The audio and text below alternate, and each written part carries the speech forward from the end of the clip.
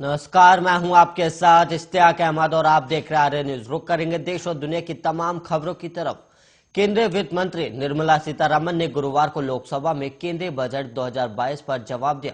उन्होंने कहा कि इस देश में 44 यूनिकॉर्न की पहचान की गई है और उन्होंने काफी दौलत बनाई और देश के विकास में अहम योगदान भी दिया है और वो भारत की प्रतिभा और नवाचार को आगे ले जा रहे हैं। और खास बात यह है कि सब 2020 और 2021 के बीच हुआ और ऐसे वक्त जब सिर्फ भारत ही नहीं पूरी दुनिया कोरोना महामारी से जूझ रही थी। और दरअसल जब किसी भी प्राइवेट कंपनी का वैल्यूएशन का $1 बिलियन से ज्यादा हो जाता है तो उस कंपनी को फाइनेंशियल दुनिया में यूनिकॉर्न स्टार्टअप कहा जाता है। और उन्होंने कहा कि भारत में हर गांव में बिजली पहुंची जा रही है और वहीं विद्युतीकरण की रफ्तार लगातार बढ़ाई भी जा रही है। और कांग्रेस शासन के दौरान अंधकाल काफी प्रचलित था, जबकि अब हर गांव में और हर घर में बिजली है। और उन्होंने मनरेगा पर भी अपनी बात रखी है। उन्होंने कहा कि मनरेगा एक मांग आधारित कार्यक्रम है, जब भी मांग होती है हम अतिरिक्त आवश्यक राशि देते हैं। हालांकि सीतारमण के जवाब के दौरान कांग्रेस, आईयूएमएल और डीएमके ने वॉकआउट किया और इस पर मंत्री ने कहा कि कांग्रेस के पास सदन में बैठने और सच्चाई का सामना करने का धैर्य नहीं है और इसके बजाय वो भाग जाते हैं।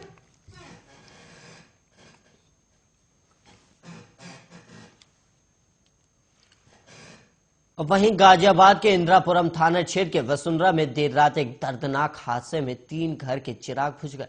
और वहीं जानकारी के अनुसार गुरुवार देर रात करीब 1:30 बजे के एक तेज रफ्तार स्कोडा कार रेलिंग तोड़कर हिंडन नहर में जा गिरी और कार में 3 दोस्त सवार थे और हादसे में तीनों की मौत हो गई। और कार सवार युवक खड़ा क्षेत्र से अपने दोस्त की बहन की शादी में इंदिरापुरम के एक फार्म हाउस में आए थे और वो शादी से वापस लौट रहे थे और अचानक ये दर्दनाक हादसा हो गया, जिसमें 3 दोस्तों की नहर में डूबने से मौत हो गई। और पुलिस ने तत्काल क्रेन और जेसीबी की मदद से गाड़ी को बाहर निकालकर तीनों के शव कब्जे में लिए और इसकी सूचना मिलने पर परिवार के लोग मौके पर पहुंचे और उनमें भी कोहराम मच गया। और तीनों दोस्त की पहचान सोनू का बेटा शंकर निवासी दीपक विहार खोड़ा कॉलोनी और देवगुप्ता का बेटा प्रदीप गुप्ता निवासी दीपक विहार और ललित का बेटा नरेश निवासी अलीगढ़ के रूप में हुई है। और पुलिस ने तीनों के शव को पोस्टमार्टम के लिए भेज दिया है।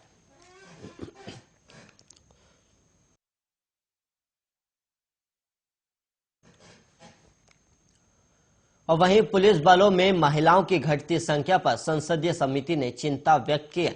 दरअसल आनंद शर्मा के नेतृत्व वाली गृह मामलों की संसदीय स्थायी समिति की ओर से एक रिपोर्ट सौंपी गई है और इस रिपोर्ट में पुलिस बलों में महिलाओं के खराब प्रतिनिधित्व को लेकर चिंता व्यक्त की गई।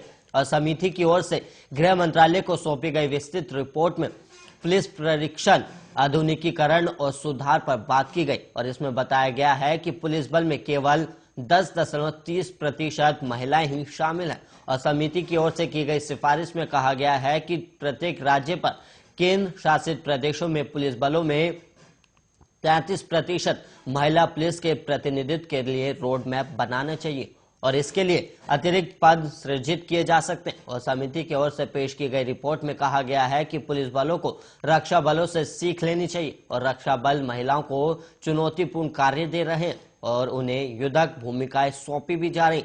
और ऐसे में केंद्र शासित प्रदेशों और राज्यों में भी पुलिस बलों को महिलाओं की भूमिका के बारे में सोचना चाहिए और उन्हें चुनौतीपूर्ण कर्तव्य देने चाहिए। और रिपोर्ट में यह भी कहा गया है कि प्रत्येक पुलिस स्टेशन में 3 महिला सब इंस्पेक्टर के अलावा 10 महिला कांस्टेबल की तैनाती की जानी चाहिए और इसके अलावा प्रत्येक जिले में महिला पुलिस स्टेशन का भी निर्माण होना चाहिए। उन्नाव में 8 दिसंबर को लापता हुई युवती का शव मिलने से हड़कंप मच गया और पुलिस ने आरोपी के साथ की निशानदेही पर आरोपी की खाली जमीन से शव बरामद किया। और वहीं इस घटना पर दुख जाहिर करते हुए बहुजन समाज पार्टी की नेता और पूर्व मुख्यमंत्री मायावती ने कहा कि उन्नाव जिले में सपा नेता के खेत में दलित युवती का दफनाया हुआ शव बरामद होना अत्यंत दुखद और गंभीर मामला है और परिवार वाले पहले से ही उसके अपहरण और हत्या को लेकर सपा नेता पर शक कर रहे थे और राज्य सरकार पीड़ित परिवार को न्याय दिलाने के लिए दोषियों के खिलाफ तुरंत सख्त कानूनी कार्रवाई करे। और वहीं आपको बता दें कि युवती के शव को पुलिस ने मजिस्ट्रेट और परिजनों की मौजूदगी में गड्ढा खोद कर बरामद किया। फिलहाल शव को पोस्टमार्टम के लिए भेज दिया गया और वहीं डॉग स्क्वाड जांच में जुट गई है और शव बरामद होने की सूचना पर एसपी समेत कई थानों की फोर्स को मौके पर बुलाया गया। और मृतक युवती की मां ने पुलिस पर सपा सरकार में मंत्री रहे स्वर्गीय फतेह बहादुर सिंह के बेटे रजोल सिंह से मिली भगत होने और लापरवाही का आरोप लगाया।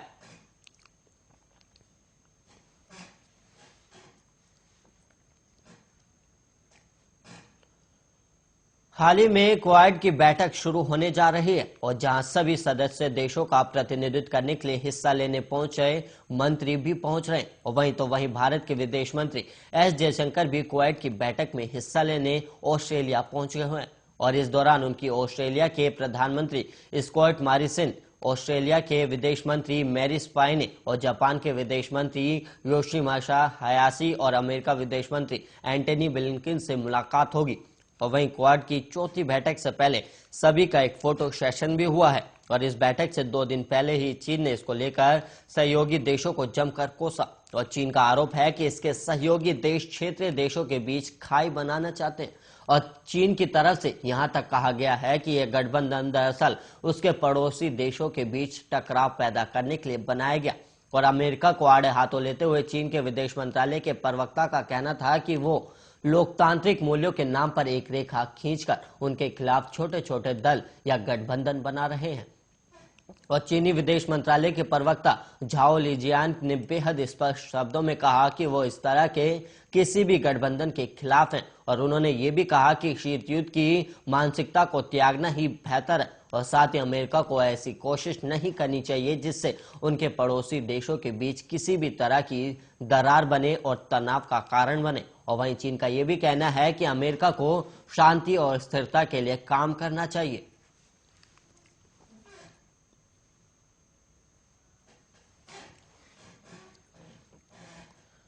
और वहीं कर्नाटक के स्कूल कॉलेजों में हिजाब विवाद का मामला बढ़ता ही जा रहा है। और अब कर्नाटक के स्कूल कॉलेजों में हिजाब पर अंतरिम रोक के हाईकोर्ट के आदेश के खिलाफ सुप्रीम कोर्ट में याचिका दायर कर दी गई है। और आदेश को मुस्लिम लड़कियों से भेदभाव बताया गया और साथ ही आदेश पर तत्काल रोक की मांग की गई है। और बेंगलुरु के रहने वाले मोहम्मद आरिफ के अलावा कर्नाटक के मस्जिद मदरसों के एक संगठन ने भी सुप्रीम कोर्ट में याचिका दाखिल की है। और याचिकाकर्ता आज सुप्रीम कोर्ट से सुनवाई की मांग कर सकते हैं। और वहीं कर्नाटक हाईकोर्ट ने हिजाब विवाद पर सुनवाई करते हुए गुरुवार को आदेश दिया था कि अंतिम आदेश तक छात्रों के लिए किसी भी धार्मिक प्रतीक की अनुमति नहीं है।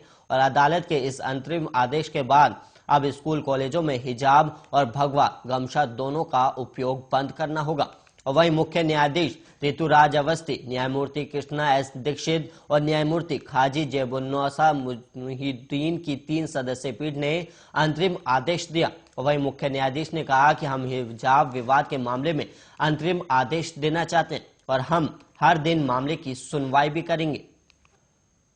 और यूपी के मुरादाबाद में कांग्रेस प्रत्याशी द्वारा डोर टू डोर पर चुनाव प्रचार करने की अनुमति लेकर रोड शो का माहौल बनाने के आरोप में मुकदमा दर्ज किया गया।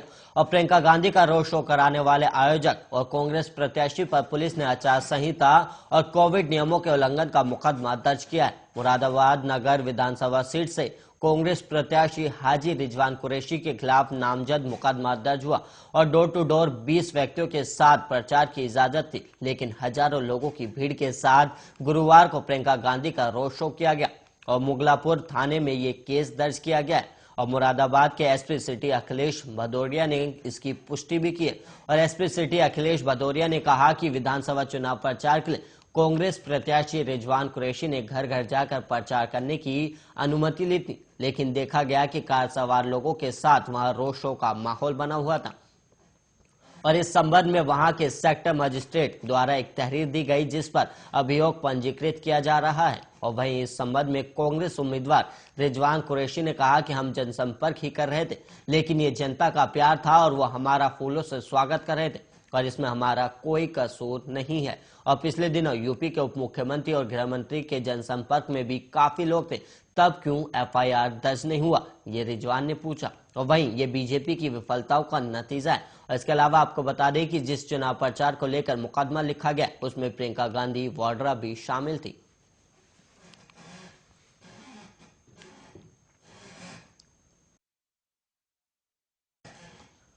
देश में जानलेवा कोरोना वायरस महामारी के मामले अब घट रहे हैं और देश में पिछले 24 घंटे में कोरोना वायरस के 58,077 नए केस सामने आए और 657 लोगों की मौत हो गई और कल की तुलना में आज 13.4% कम मामले दर्ज किए गए। और वहीं केंद्रीय स्वास्थ्य मंत्रालय की ओर से जारी किए गए आंकड़ों के मुताबिक देश में अब एक्टिव मामलों की संख्या घटकर 6,97,802 हो गई है और वहीं इस महामारी से जान गंवाने वालों की संख्या बढ़कर 5,07,177 हो गई और वहीं आंकड़ों के मुताबिक अभी तक 4,13,31,158 लोग संक्रमण मुक्त हो चुके हैं और वहीं राष्ट्रव्यापी टीकाकरण मुहिम के तहत अभी तक कोरोना वायरस रोधी टीकों की करीब 172 करोड़ से खुराक दी जा चुकी है और कल 48,18,867 डोज दी गई, जिसके बाद अब तक वैक्सीन की 172 करोड़ 79,51,632 डोज दी जा चुकी है और केंद्रीय स्वास्थ्य मंत्रालय ने यह भी बताया कि स्वास्थ्य कर्मियों, कोरोना योद्धाओं और 60 साल से ज्यादा आयु के लोगों को कोरोना करोड़ से करीब 1.64 करोड़ से ज्यादा लोगों को बूस्टर डोज लगाए गए हैं और भारत में स्वास्थ्य कर्मियों और कोरोना योद्धाओं और चुनाव कर्मियों और अन्य बीमारियों से ग्रस्त वरिष्ठ नागरिकों को एहतियाती टीका जनवरी से लगना शुरू हुआ है।